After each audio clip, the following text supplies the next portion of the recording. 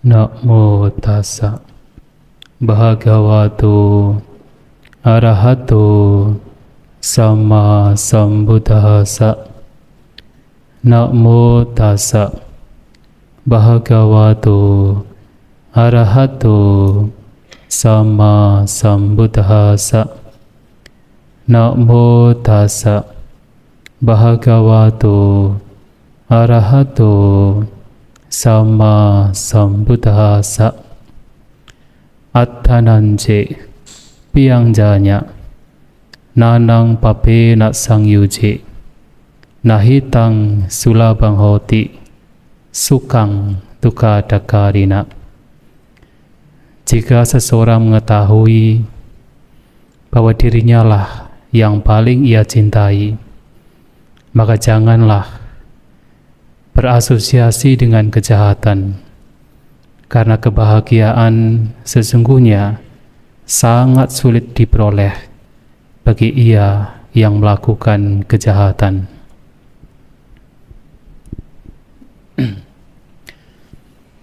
Yang saya hormati para Rama-Ramani, kepada Bapak Ibu Saudara-saudari sekalian yang berbahagia, selamat pagi semuanya. Terpujilah Sang Buddha. Namo Buddhaya.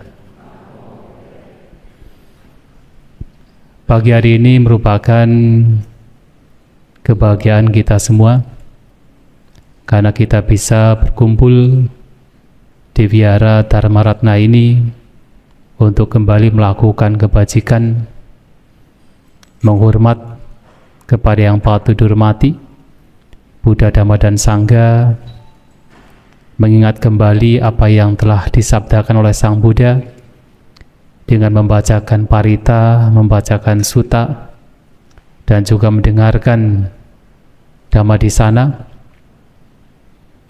Semua itu adalah kebajikan yang memang kita semua patut untuk mengembangkan. Dan pagi hari ini juga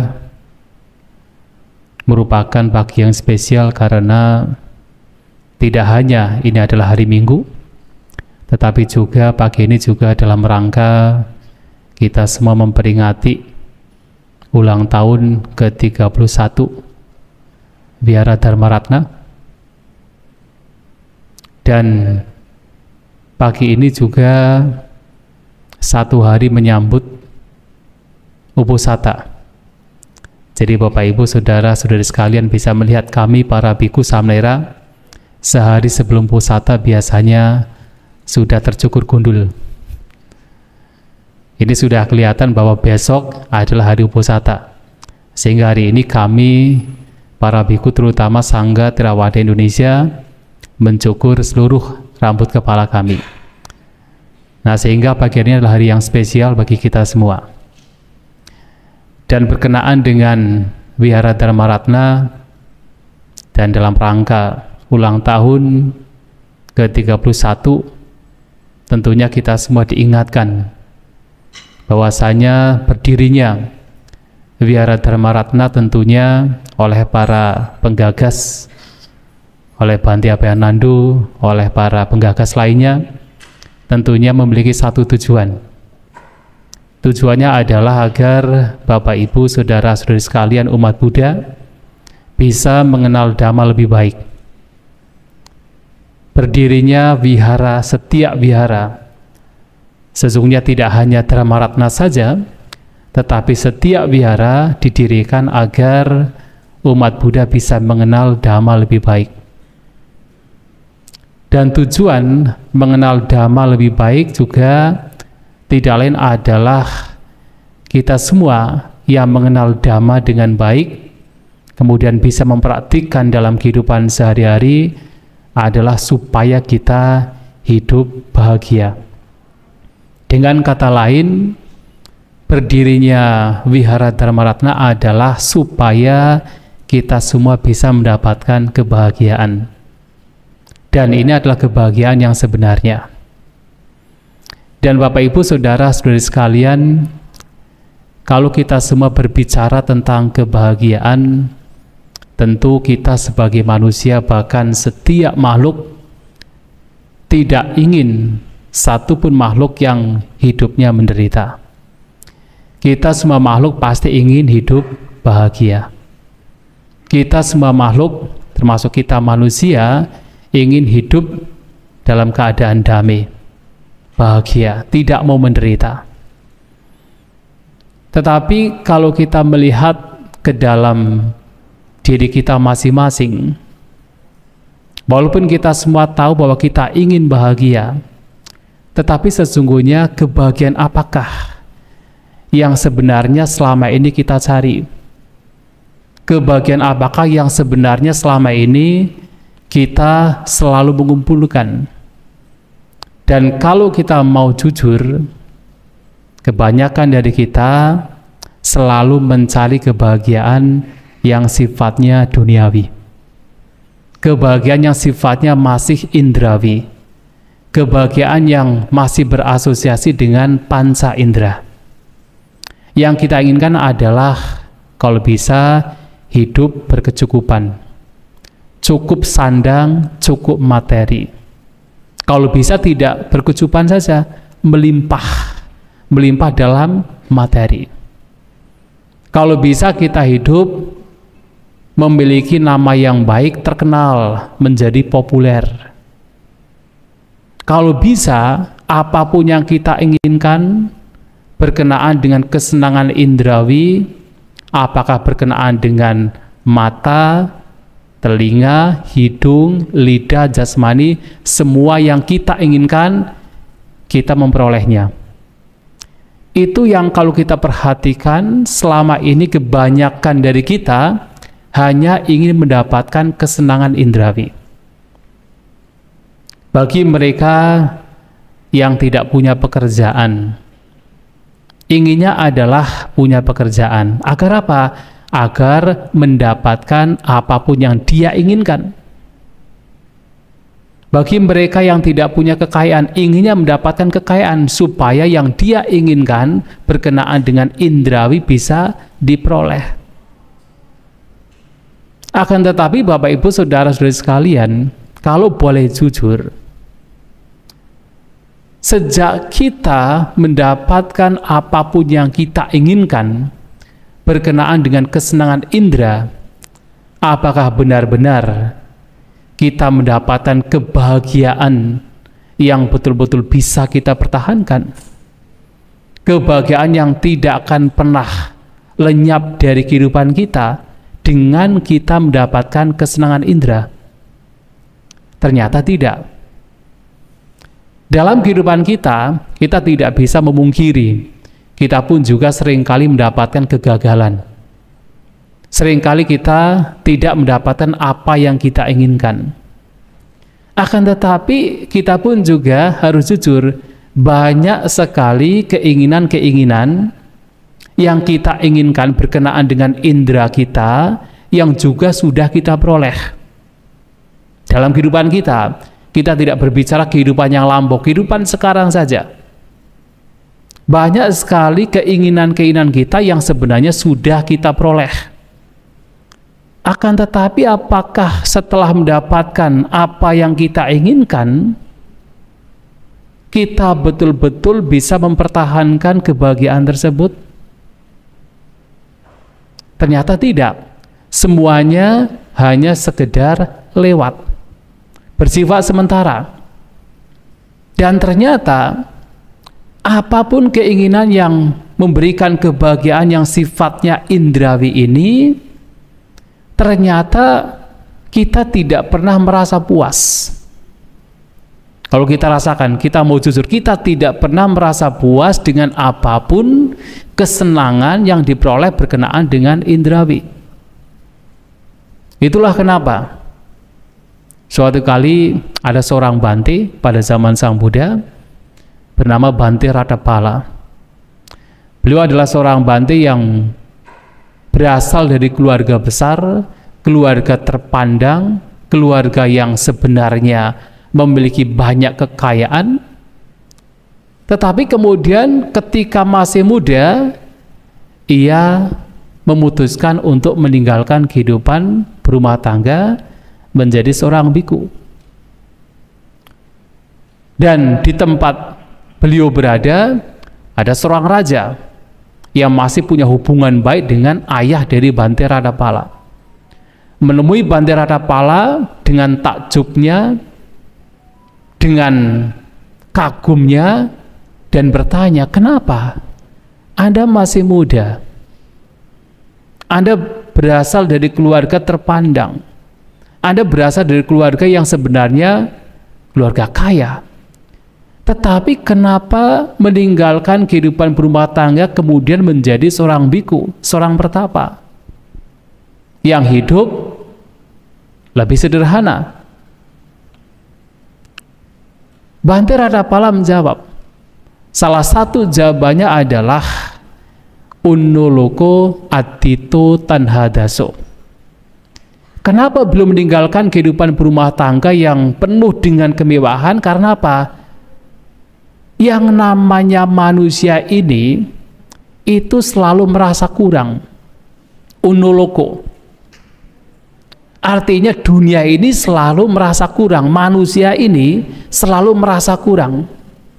Seberapapun kesenangan indrawi yang telah diperoleh selalu merasa kurang. Atito tidak pernah merasa puas. Walaupun sudah mendapatkan sebanyak apapun berbagai macam kesenangan indera, ternyata kita manusia ini tidak pernah merasa puas. Dan bahkan kalau hidup kita hanya digunakan untuk mengejar kesenangan indrawi, pada akhirnya kita menjadi budak dari kesenangan indrawi itu sendiri, budak dari keinginan kita sendiri, tanhadaso.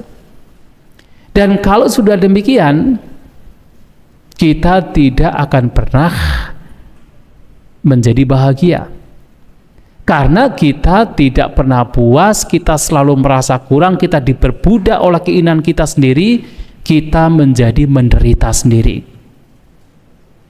Dan itu adalah sesuatu yang alaminya kalau seseorang hanya mengejar, mengukur kebahagiaan dari sekedar kesenangan indrawi, kepuasan tidak akan pernah diperoleh. Barangkali seseorang yang mungkin ia tidak pernah memiliki sepeda ontel, sepeda biasa yang diontel. Kalau zaman sekarang mungkin ya sudah jarang, masih ada, tetapi tidak seperti kalau zaman dulu sepeda ontel itu sangat berharga. Seseorang yang tidak punya sepeda ontel mungkin dia akan berpikir kalau dia mendapatkan sepeda ontel pasti dia bahagia, karena itu yang diinginkan, yang diidamkan. Dan dengan usaha keras dia bekerja, dia mendapatkan sepeda ontel. Kira-kira kalau seseorang mendapatkan sepeda ontel karena dia ingin mendapatkan sepeda ontel, dia bahagia tidak? Ketika mendapatkan, pasti bahagia. Tetapi apakah kebahagiaan yang dia miliki itu akan terus bertahan, berlanjut, tidak pernah lenyap? Dia bahagia, tetapi sifatnya juga sementara. Setelah beberapa hari, mungkin 1 minggu, 2 minggu, menjadi rutinitas. Kebahagiaan yang awalnya diperoleh akan lenyap, dan bahkan keinginannya lain akan muncul. Coba kalau saya memiliki motor misalnya, sepeda ontel yang tadi memberikan kebahagiaan sekarang lenyap, keinginan muncul yang lain. Coba kalau sekarang memiliki sepeda motor, dengan usaha keras barangkali dia memperoleh sepeda motor. Apakah dia bahagia dengan dia memperoleh sepeda motor? Dia bahagia, tetapi juga sifatnya sementara. Setelah beberapa saat, kebahagiaan yang dia peroleh juga akan lenyap, keinginan yang lain akan muncul. Coba kalau kemudian ia mendapatkan mobil, kalau mendapatkan mobil pasti dia akan bahagia. Dan ternyata benar, dengan usaha keras dia mendapatkan mobil yang dia inginkan. Dan apakah dia bahagia? Ya memang untuk sementara waktu dia bahagia, Tetapi selanjutnya dia akan menjadi biasa, menjadi itu sebagai rutinitas saja. Rasa bosan juga akan muncul. Kebahagiaan, kepuasan yang awalnya dia miliki juga akan lenyap. Dan keinginan yang lain akan muncul. Dan akan terus demikian, tidak pernah yang namanya kebahagiaan yang muncul dari kesenangan indrawi itu akan bertahan. Dan ini hanya satu hal, dan semua hal yang berkenaan dengan kesenangan indrawi itu tidak akan bisa dipertahankan. Dan kalau seseorang hidupnya hanya untuk mengejar kebahagiaan yang muncul dari kesenangan indrawi, maka tidak akan pernah merasa puas. Sang Buddha pernah memberikan nasihat kepada seorang biku.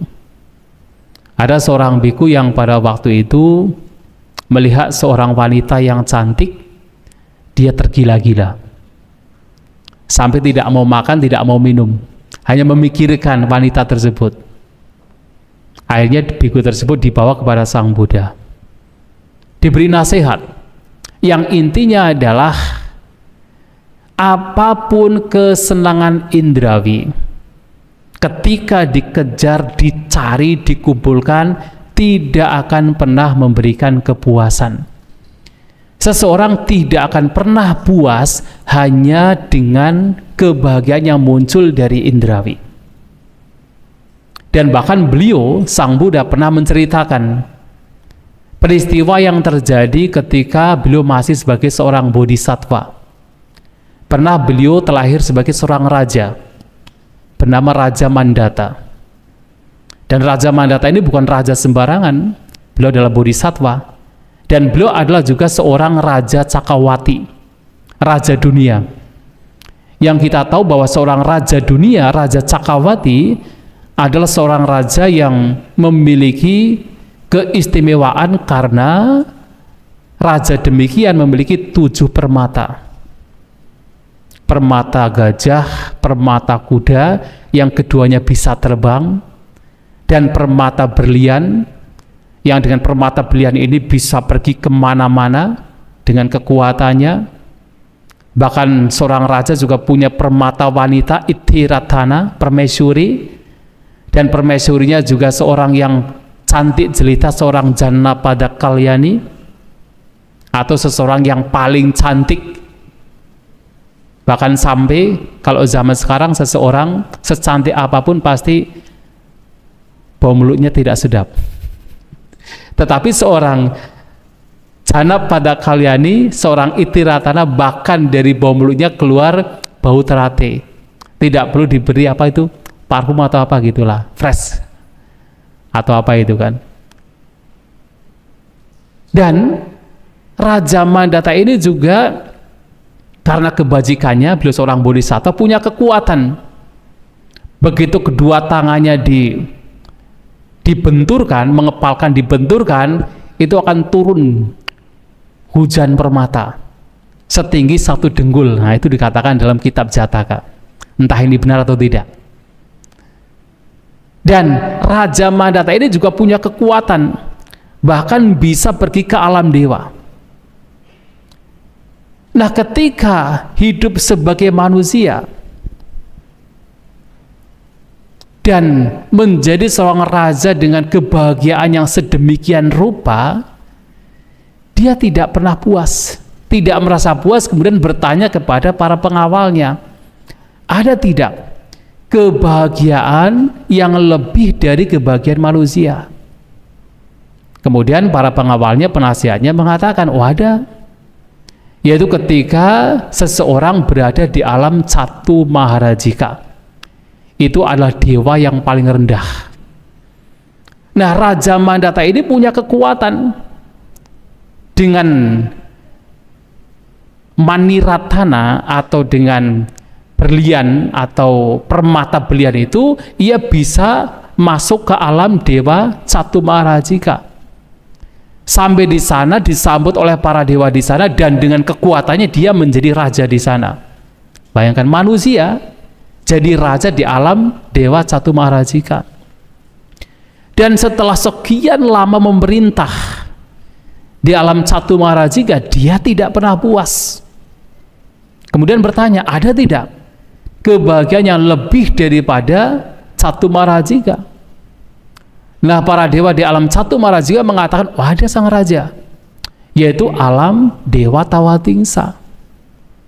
Nah, dia pergi ke alam Tawatingsa, bertemu dengan Raja Saka di sana sebagai raja dewa di alam Tawatingsa, dan separuh alam Tawatingsa dikatakan diberikan kepada Raja Mandata, dan dia menguasai separuh alam Tawatingsa. Dan sampai berturut-turut bergantian 36 Raja Saka yang memerintah alam Tawatingsa, dia tetap memerintah di sana karena dia punya umur yang sangat panjang. Jadi kalau manusia itu dikatakan memiliki umur yang tidak terbatas, bisa berjuta-juta tahun. Raja Mandata ini punya umur yang sangat panjang. Bahkan kalau dihitung alam Tawatingsa itu dihitung itu satu yaitu Dewa Saka ini bisa berumur, kalau dibandingkan dengan umur manusia itu 36 juta tahun. Dan Raja Mandata ini berturut-turut memerintah sampai pergantian 36 Dewa Saka. Berarti umurnya sangat panjang. Tetapi dengan kebahagiaannya demikian, dia tidak puas. Sampai suatu kali dia berniat untuk membunuh Raja Saka, Dewa Saka, supaya seluruh alam Dewa Tawatingsa bisa dia kuasai. Namun dia tidak berhasil. Bahkan karena pikiran jahatnya inilah kemudian kekuatannya melemah dan dia harus mengakhiri hidupnya. Akan tetapi tubuh manusia dikatakan tidak bisa meninggal di alam dewa. Akhirnya dia katakan jatuh kembali ke alam manusia dan meninggal di alam manusia. Dan sebelum meninggal dia memberitahukan kepada manusia bahwasanya bahwasanya nafsu keinginan, kesenangan indrawi tidak pernah terpuaskan. Seberapapun seseorang mendapatkan berbagai macam kesenangan indrawi, itu tidak pernah memberikan rasa puas.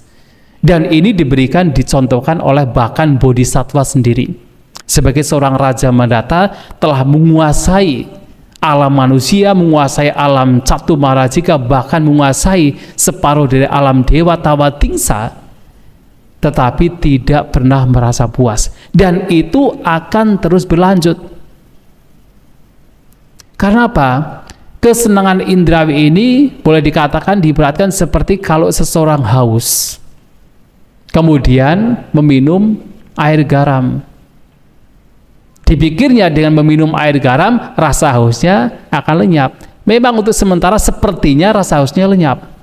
Tetapi semakin dia minum air garam, semakin dia akan menjadi haus. Dan akan terus demikian. Kesenangan indera tidak bisa memberikan rasa puas yang sejati. Maka Sang Buddha juga menyampaikan di banyak khotbah beliau, apa sada kama bikawe, bahu duko bahu upayasa adinawo bawa bio, bahwa kesenangan indera ini hanya memiliki sedikit kepuasan. Apa sada artinya sedikit kepuasan, dan bahkan penderitaan yang diperoleh karena seseorang mengejar kesenangan indrawi itu jauh lebih besar. Keputusasaan akan muncul jauh lebih besar. Dan bahkan jauh lebih besar lagi adalah bahaya yang bisa muncul karena seseorang hanya hidup mengejar kesenangan indera. Bahayanya lebih besar. Mengapa demikian? Karena seseorang yang hidup hanya untuk mengejar kesenangan indrawi, yang pertama bisa memunculkan berbagai macam kotoran batin. Kalau kita mengukur kebahagiaan itu dari apa yang kita peroleh, apakah itu materi, kekuasaan, popularitas, atau hal-hal yang sifatnya eksternal, yang itu tidak lain adalah kesenangan yang bersifat indrawi, kalau ukurannya demikian, kebahagiaan yang kita peroleh ini akan sangat rentan. Ketika kita mendapatkan apa yang kita inginkan, memang kita bahagia. Tetapi ingat, bahwa itu sifatnya tidak kekal dan pasti akan berpisah dari kita. Dan ketika perpisahan itu terjadi, maka kita akan menderita. Dan selama kita mengukur kebahagiaan itu dari kesenangan indera, kita akan terus diombang-ambingkan oleh suka dan tidak suka. Ketika mendapatkan, kita suka, kita bahagia. Begitu kita tidak mendapatkan, kita menderita, kita tidak suka. Dan yang kedua adalah ketika batin kita diombang-ambingkan oleh suka dan tidak suka, karena berbagai macam kotoran batin, maka kita cenderung untuk melakukan apapun untuk mendapatkan kesenangan-kesenangan yang kita inginkan, bahkan ketika harus melakukan kejahatan. Kejahatan dilakukan hanya untuk memenuhi berbagai macam keinginan kita. Dan ini sangat bahaya. Karena dengan kejahatan yang dilakukan, penderitaan tidak hanya muncul di kehidupan sekarang, bahkan akan muncul setelah kematian. Itulah kenapa appasadakama bahuduko bahupayasa adi nawo bawabio, bahwa kesenangan indera ini hanya memberikan sedikit kepuasan, tetapi bahaya yang muncul dari itu jauh lebih besar. Karena apa? Seseorang bisa melakukan berbagai macam kejahatan hanya karena ingin mendapatkan kebahagiaan yang sifatnya indrawi. Pernah seorang dewa datang kepada Sang Buddha dan bertanya. Dia mengungkapkan satu fakta. Sesungguhnya tidak ada satupun manusia dan bahkan para dewa, bahkan naga, Gandhaba, Kumbanda, tidak ada satupun makhluk yang sebenarnya ingin hidup menderita, yang ingin mendapatkan permusuhan atau saling memusuhi satu sama lain, yang ingin mendapatkan konflik satu sama lain. Tidak ada. Akan tetapi walaupun seseorang, manusia, para dewa ingin hidup damai, tenang, tidak ingin konflik satu sama lain, tidak punya permusuhan satu sama lain, tetapi kenapa? Permusuhan masih ada, konflik masih ada, pertengkaran masih ada, berbagai macam penderitaan masih ada. Kenapa bisa terjadi demikian? Datang kepada Sang Buddha dan bertanya, alasannya apa? Walaupun kita tidak ingin konflik, tidak ingin punya permusuhan, tidak ingin menderita karena konflik dan permusuhan, kenapa semua itu masih terjadi pada kita? Sang Buddha mengatakan, itu semua disebabkan karena seseorang masih memiliki Isa Macarya. Isa adalah iri hati, Macarya adalah kekikiran. Karena masih memiliki iri hati dan kekikiran, maka seseorang akan terus memunculkan permusuhan, memunculkan konflik, memunculkan pertengkaran, pada akhirnya menderita. Dan kenapa iri hati dan kekikiran itu muncul? Ternyata Sang Buddha menyampaikan dua hal ini muncul karena seseorang masih diombang-ambingkan oleh suka dan tidak suka, oleh pia dan apia, oleh kesukaan dan ketidaksukaan. Karena seseorang batinnya diombang-ambingkan oleh suka dan tidak suka, maka muncullah iri hati. Ketika apa yang disukai ternyata tidak diperoleh, itu diperoleh oleh orang lain, bukannya kita memunculkan mudita cita, memunculkan rasa bahagia, yang dimunculkan adalah iri hati. Karena kita suka dengan sesuatu tapi tidak diperoleh oleh orang lain, diperoleh oleh tetangga kita, diperoleh oleh teman kita, muncullah iri hati. Dan ketika kita memperoleh apa yang kita inginkan, kita lekati di sana, yang muncul bukannya kita berbagi untuk memberikan kebahagiaan yang kita peroleh untuk orang lain juga, tetapi justru yang kita munculkan dalam batin kita adalah kekikiran, tidak mau berbagi.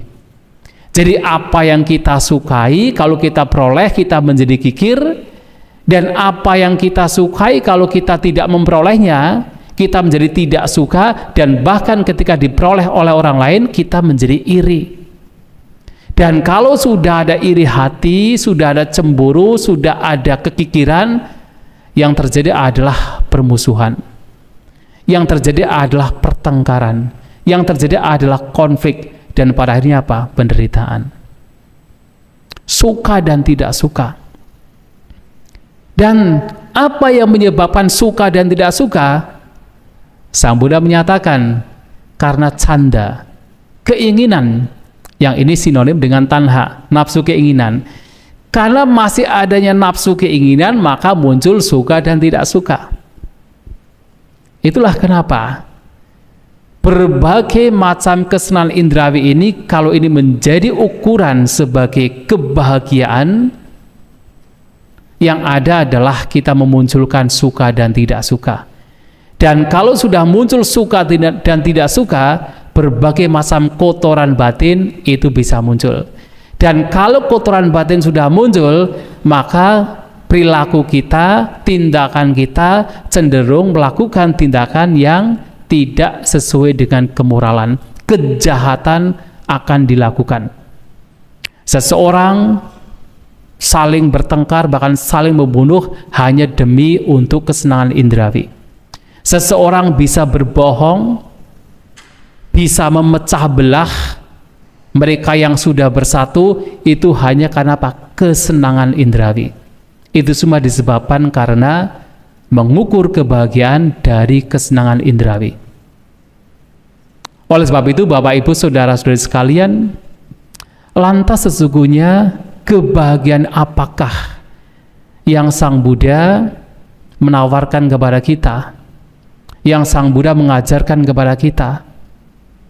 Apakah kebahagiaan yang hanya karena kesenangan indrawi, atau ada kebahagiaan yang lain? Nah, disinilah suatu saat ada sebuah pertanyaan. Pada zaman Sang Buddha ada seorang raja bernama Raja Pasenadi. Ia adalah seorang raja besar yang memerintah salah satu kerajaan yang besar bernama Kosala.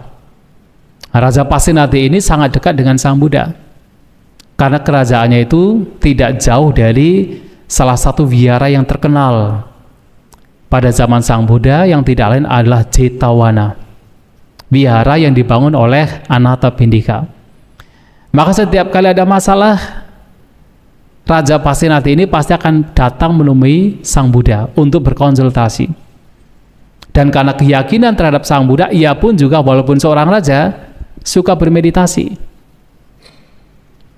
Dan suatu kali ketika beliau sedang bermeditasi, muncul sebuah pemikiran.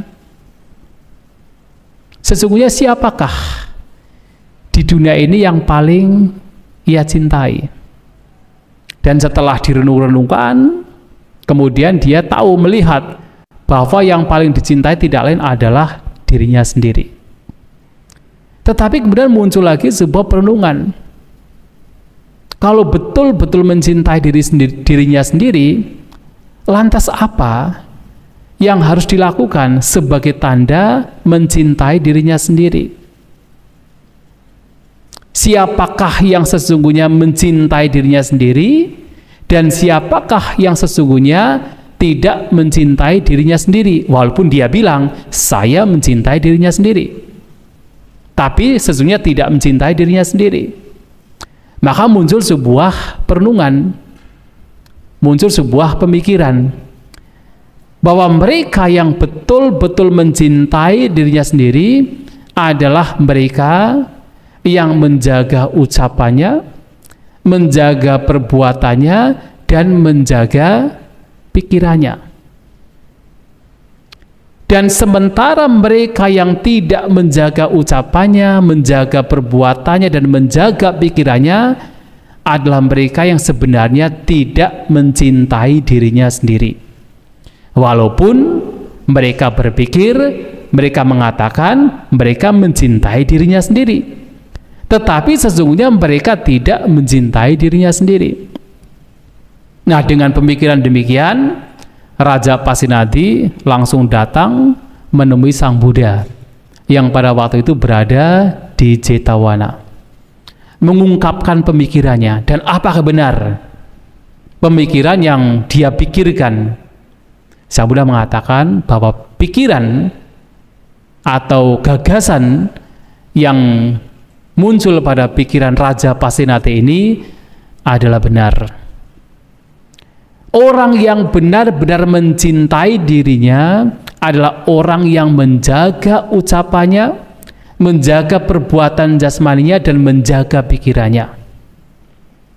Dan sementara orang yang walaupun mengatakan mencintai dirinya sendiri tetapi sesungguhnya tidak mencintai dirinya sendiri adalah orang yang tidak menjaga ucapan, perbuatan jasmani, dan ataupun pikirannya.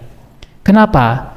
Karena orang demikian adalah orang yang sedang melakukan tindakan yang membawa kepada penderitaan.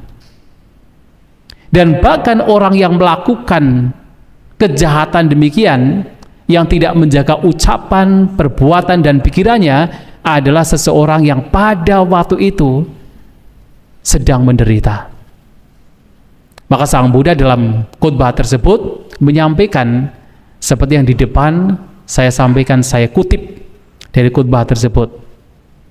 Setelah seseorang mengetahui bahwa dirinya sendiri yang paling ia cintai, maka janganlah berasosiasi dengan kejahatan.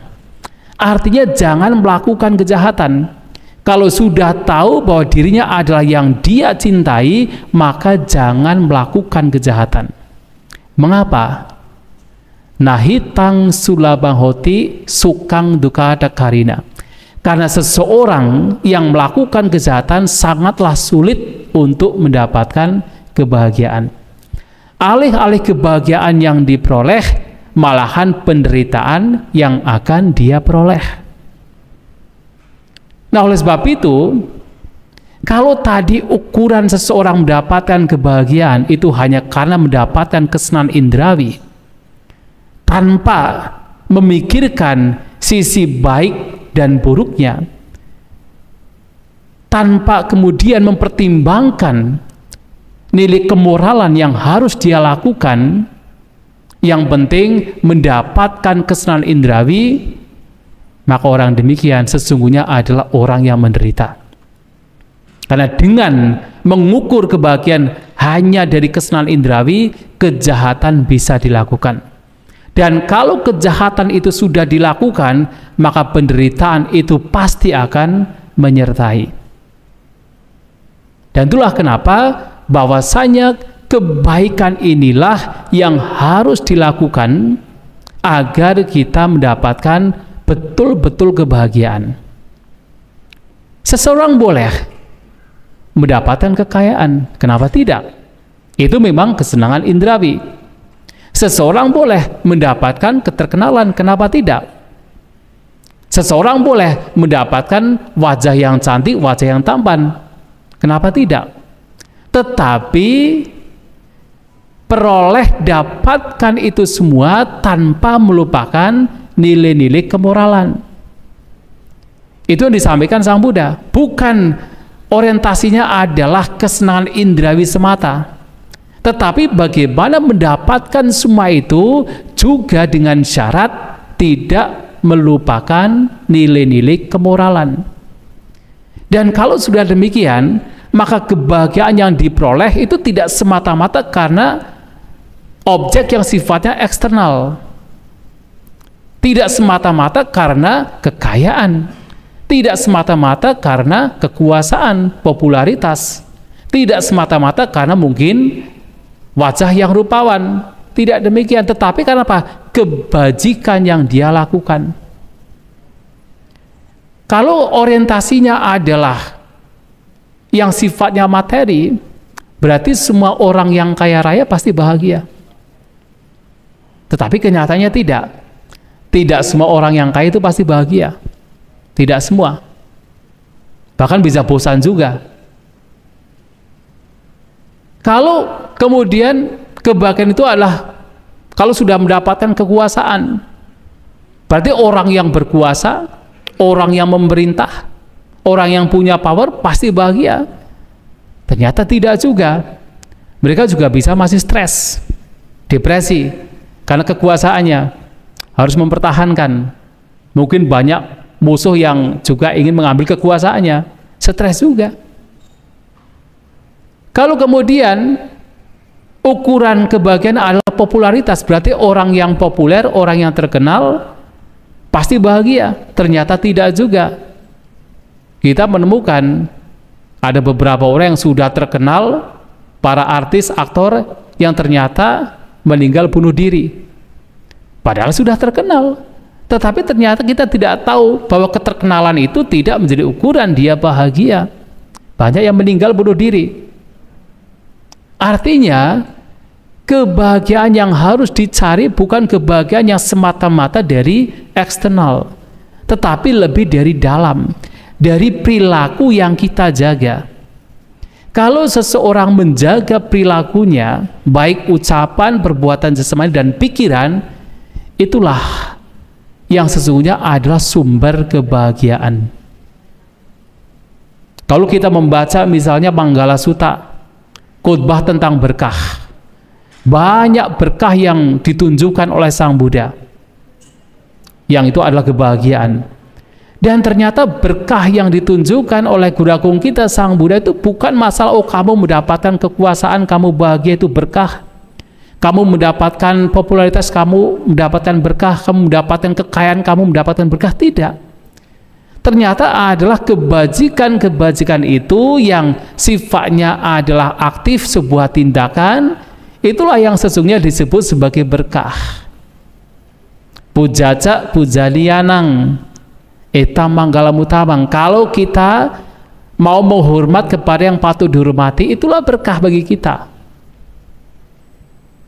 Mata pitu upadanang eta manggalamutamang. Kalau Anda sebagai seorang berumah tangga menyokong orang tua, ibu dan ayah, itulah yang disebut sebagai berkah. Buta darasa sanggahu menyokong anak istri, itulah sebagai berkah. Dananca damat carianca, suka berdana, hidup sesuai dengan dhamma, itulah sebagai berkah. Berkah itu adalah ketika kita melakukan kebajikan. Kebahagiaan itu adalah ketika kita melakukan kebajikan, menjaga ucapan kita, menjaga perbuatan kita, menjaga pikiran kita. Itulah yang sesungguhnya disebut sebagai berkah, sebagai kebahagiaan yang sebenarnya. Orang kaya belum tentu bahagia, walaupun bahagia tapi belum tentu bahagia. Tetapi orang yang berbuat kebajikan pasti bahagia. Orang yang menjaga perbuatannya pasti bahagia. Dan itulah ukuran yang harus kita lakukan untuk mendapatkan apa itu kebahagiaan. Oleh karena itu, kita sebagai umat Buddha, agar kita betul-betul mendapatkan kebahagiaan yang sesuai dengan Dhamma, setidaknya kalau kita tidak hafal semua ajaran Sang Buddha, setidaknya 3 poin ini yang sering kita dengar harus kita lakukan. Yang pertama adalah sabbapa pasa akaranang. Kita mengupayakan untuk tidak melakukan apapun kejahatan, apapun tindakan, apakah melalui ucapan, melalui perbuatan jasmani yang merugikan diri sendiri ataupun makhluk lain. Secara simpel, sederhana adalah kita berjuang, berusaha untuk menjaga latihan kemoralan kita. Anda sebagai seorang rumah tangga menjaga setidaknya adalah latihan mempraktikkan 5 sila. Tidak membunuh, jangankan membunuh, melukai saja hendaknya jangan dilakukan. Tidak mengambil apa yang tidak diberikan, tidak melakukan tindakan asusila, perzinahan, tidak berbohong, tidak menggunakan apapun hal yang bisa menimbulkan lemahnya kesadaran. Nah, kalau menghindari hal-hal yang sifatnya buruk atau tidak melakukan kejahatan ini sudah pasti membawa kepada kebahagiaan. Karena segala bentuk, sekali lagi, penderitaan, konflik, pertengkaran muncul dari sebuah kejahatan. Kalau kita menghindari kejahatan, kita tidak melakukan kejahatan, kita akan bahagia untuk diri kita, dan kita memberikan kebahagiaan untuk makhluk yang ada di sekitar kita. Tetapi akan lebih baik lagi bahwasanya kita tidak hanya sekedar menghindari apa yang tidak baik. Lebih dari itu adalah yang kedua, kita isi dalam kehidupan kita agar kita betul-betul mendapatkan kebahagiaan yang sesungguhnya adalah dengan kita senantiasa mengisi hidup kita dengan kebajikan. Kusalasu pasampada, melakukan apapun kebajikan, apapun hal yang bermanfaat, baik untuk diri kita maupun untuk orang lain. Yang paling sederhana adalah kita berbagi. Apa yang Anda miliki, yang baik, yang bermanfaat, yang tidak merugikan, dibagikan untuk kebahagiaan orang lain. Kalaupun seandainya tidak untuk secara luas, paling tidak adalah untuk dimulai dari sekitarnya. Kalau Sang Buddha menyampaikan seorang berumah tangga seumpamanya telah mendapatkan kekayaan dengan keringatnya sendiri, kekayaan yang diperoleh dengan cara yang benar, maka apa yang harus dia lakukan untuk menjadikan kekayaan tersebut tidak sekedar materi, tetapi juga adalah kebahagiaan yang nanti akan dibawa setelah kematian? Maka berbagilah.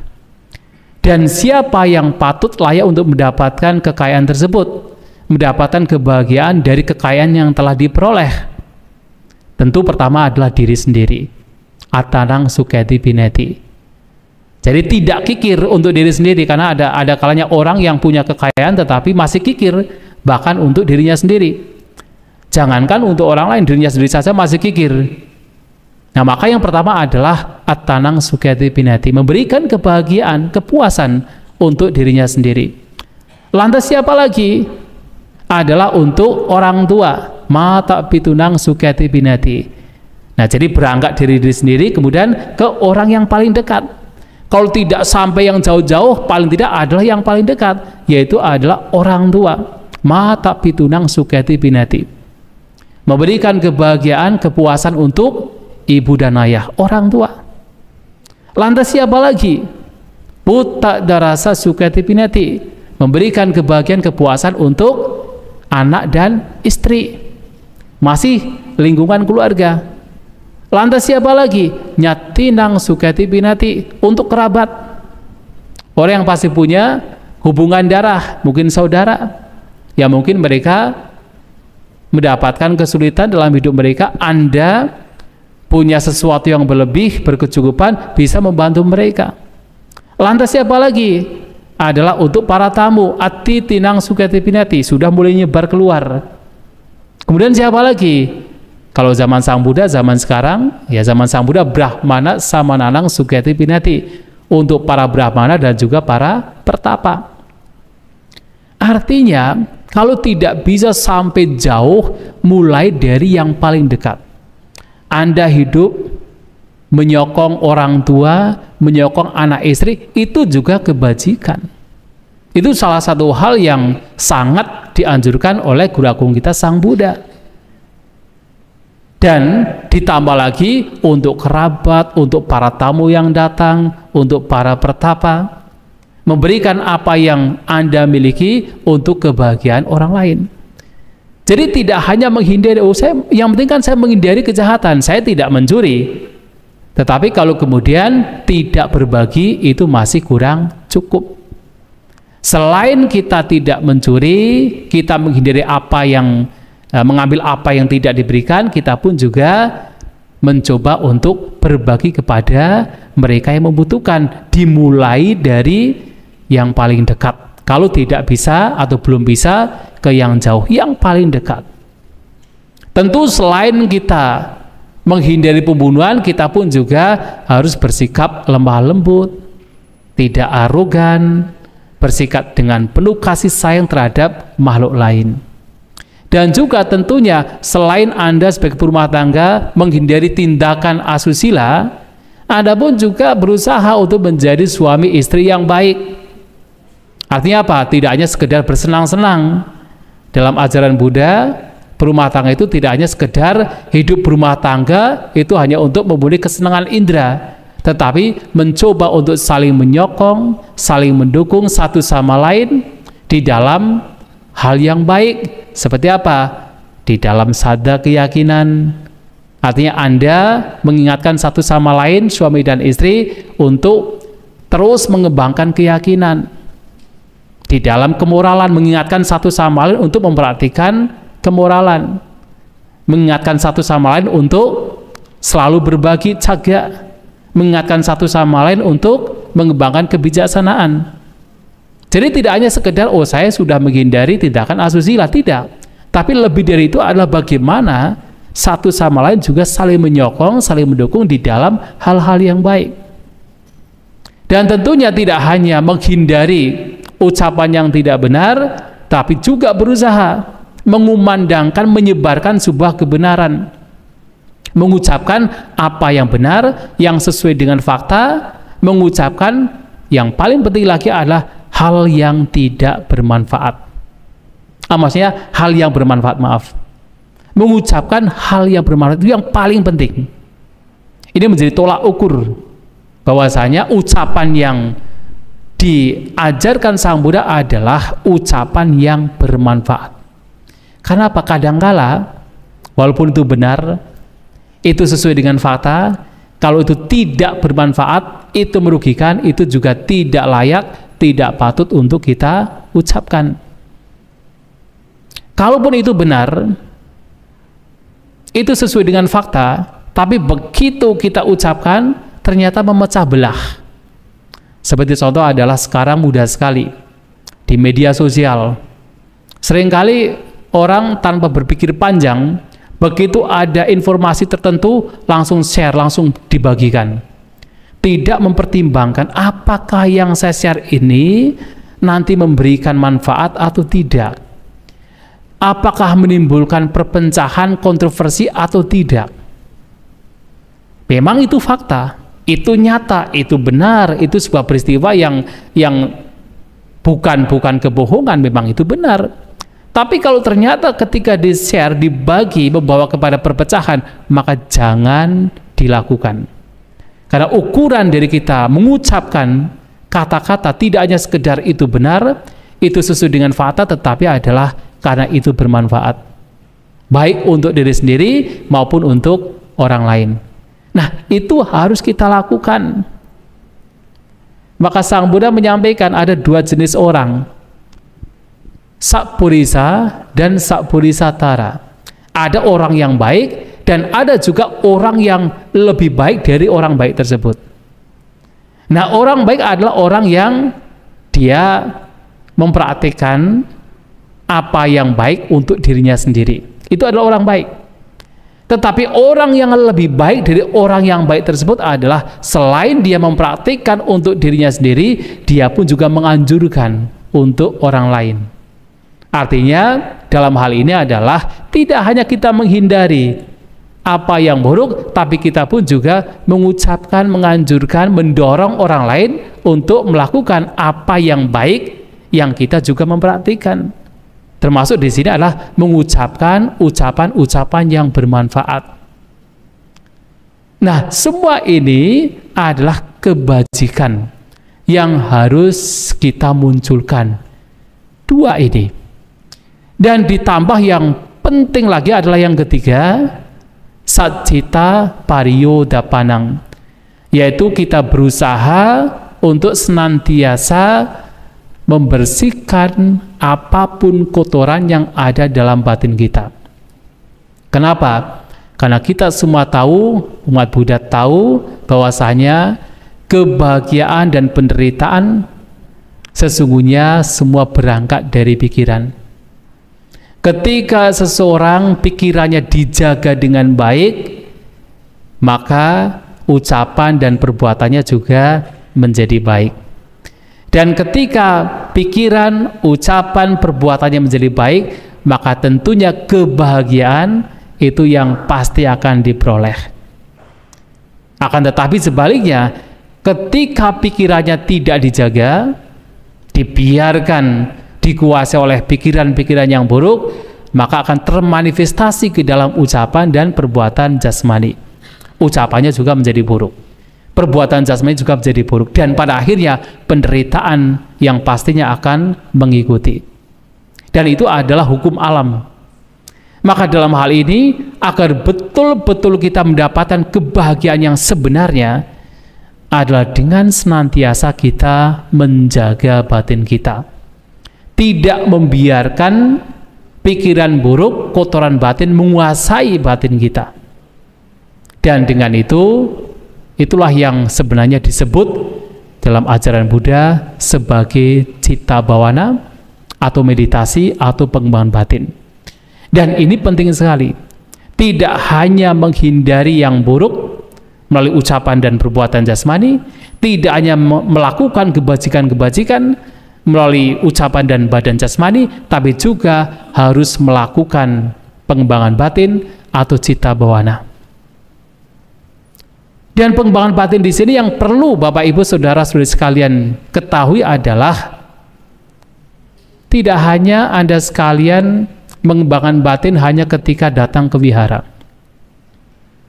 Ketika Anda duduk dengan posisi terpejam, duduk bersila, kemudian boleh dikatakan sebagai pengembangan batin. Tidak demikian. Ukuran pengembangan batin ini adalah sejauh mana setiap saat, setiap waktu kita menjaga batin kita. Tidak hanya pada saat duduk. Karena kalau seseorang berpikir bahwasanya pengembangan batin itu hanya ketika seseorang duduk bermeditasi, maka begitu ia tidak duduk bermeditasi, batinnya tidak akan dijaga. Maka wajar terkadang ada pertanyaan dari beberapa orang kepada kami para biku sering, kenapa Bante? Ada seseorang yang konon katanya sudah sering kali bermeditasi, sudah ikut retreat meditasi berulang kali, sampai 10 kali. Tetapi kenapa kenyataan dalam kehidupan berumah tangganya kok tidak harmonis? Kenapa dia masih suka marah-marah? Masih suka marah-marah tidak hanya kepada keluarga, kepada tetangga. Kenapa? Kata-katanya tidak terjaga. Padahal dia sudah sering bermeditasi, puluhan kali retreat meditasi. Kenapa bisa demikian? Ya bisa demikian, kenapa? Karena meditasinya hanya ketika retreat meditasi. Begitu keluar dari retreat meditasi, kembali batinnya tidak dijaga. Itu adalah kesalahan. Meditasi yang diajarkan oleh Sang Buddha adalah bukan sekedar pada saat kita duduk bermeditasi, tetapi sejauh mana kita menjaga batin kita dalam apapun aktivitas yang kita lakukan. Ketika Anda berada di luar wihara, Anda berada di luar retreat meditasi, dan Anda menjaga batinnya agar tidak terseret oleh kotoran batin, itulah meditasi. Bahkan ketika melihat, ketika mendengar, ketika membawi, ketika kita merasakan menggunakan lidah kita, ketika kita mendapatkan sentuhan berkenaan dengan jasmani dan kita menjaga batin kita, itulah yang sesungguhnya disebut sebagai meditasi. melihat seseorang, ada orang yang mungkin dulu pernah melakukan tindak kejahatan, merugikan kita, barangkali pernah mengucapkan kata-kata yang kasar terhadap kita. Begitu melihat orang demikian, muncullah gejolak pikiran, kemarahan muncul, ketidaksukaan muncul. Dan kalau pada waktu itu kita berusaha untuk menenangkan kemarahan tersebut, melihat orang yang pernah merugikan kita, kemarahan muncul, kita berusaha menenangkan kemarahan tersebut, mengendalikan kemarahan tersebut untuk tidak sampai keluar, tidak sampai berkembang, pada akhirnya menjadi tenang. Itu sendiri adalah citta bawana, itu meditasi. Jadi bukan sekedar duduk, kita mencoba untuk melenyapkan kotoran batin setiap saat, setiap waktu. Itu yang sesungguhnya disebut sebagai meditasi. Dan kalau kita bisa melakukan demikian, maka sepanjang waktu sebenarnya adalah citta bawana. Tidak hanya pada saat duduk bermeditasi. Dan ketika Anda ditanya berapa kali Anda bermeditasi setiap hari, Anda tidak akan pernah menjawab, oh 2 kali Bante, oh 3 kali Bante, oh 1 kali Bante, oh 1 minggu 1 kali Bante, setiap hari Minggu. Tidak demikian. Kenapa? Karena ukuran meditasinya tidak hanya duduk bermeditasi.